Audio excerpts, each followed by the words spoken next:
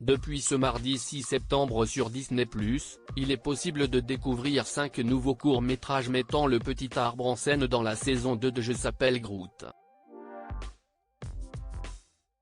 Savez-vous quelle star du cinéma prête sa voix aux personnages des studios Marvel? Il ne prononce que 3 mots à chaque fois qu'il s'exprime, mais pourtant, il fait partie des personnages les plus appréciés par les fans du MCU. Groot est un membre à part entière de la bande des Gardiens de la Galaxie, dont le 3e volet signé James Gunn est sorti en mai 2023 dans les salles obscures. Si le réalisateur ne poursuivra pas l'histoire de ces héros cosmiques à l'issue de la trilogie, le petit arbre courageux sera de retour au sein d'autres projets de l'univers.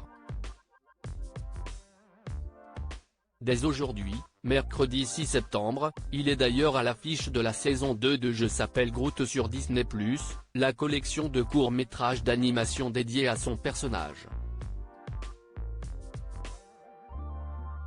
L'occasion de découvrir de nouvelles aventures du bambin le plus mignon du MCU, doublé par Vin Diesel.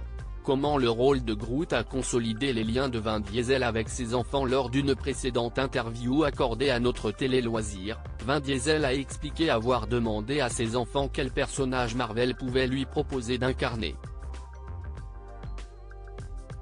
Ils ont tout de même désigné l'arbre. Quand on grandit, on change, la pureté, l'intuition d'un enfant est souvent profonde. Et quand mon fils de 3 ans a choisi l'arbre, ça m'a touché et j'ai senti que ce voyage serait spécial. Connu pour son rôle de Dom dans la saga Fast and Furious, il est aussi particulièrement heureux de pouvoir leur montrer les films et séries impliquant Groot dans lesquels il joue. Auprès d'Entertainment Tonight, il révèle que ça lui a permis d'aborder avec eux les questions de sacrifice et de l'amitié lors d'un repas avec eux. La petite manie de Vin Diesel depuis qu'il prête sa voix à Groot dans les films Les Gardiens de la Galaxie, Groot est tantôt un adolescent, un adulte ou alors un bébé. Vin Diesel n'a pas eu besoin de retoucher sa voix pour donner vie à Baby Groot, il a même pris la fâcheuse manie de parler davantage avec une voix de dessin animé dans son quotidien. Et pour cause, ce n'est vraiment nouveau pour lui comme pour son entourage, puisque depuis qu'il est enfant, il s'amuse à imiter les personnages des films pour enfants.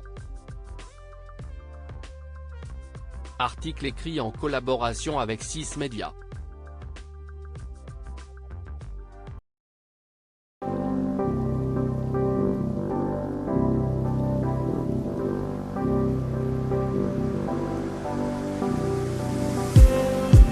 Just need